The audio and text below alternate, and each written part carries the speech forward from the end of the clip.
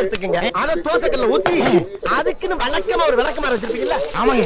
வரட்டுன்னு ஒரு 4 இழுப்பு இழுத்து ஒரு கிண்ணு நிறைய மாவு எடுத்து பெரிய ரவுண்டாவும் இல்லாம சின்ன ரவுண்டாவும் இல்லாம பொதுவா ஒரு ரவுண்ட ஊத்தி 4-5 வெங்காயத்தை போட்டு பொடி பொடியா நறுக்கி அப்படியே மேலாப்ல பரபர தூவி விட்டு சரிங்க.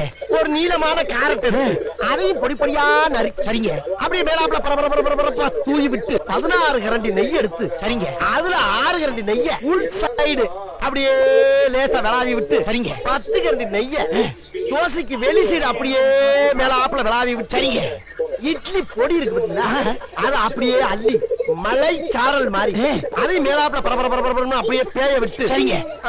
பொத்துனாப்ல அப்படி ஒரு பரட்டு இப்படி ஒரு பரட்டு அப்படி பரட்டி விட்டு அப்படியே ரெட்டி கலர்ல முருக விட்டு அழகா மடிச்சு கம கம கமன்னு ஒரு ஊத்தப்பத்தை எடுத்துட்டு வாங்க சரிங்க. அண்ணனுக்கு ஊத்தப்ப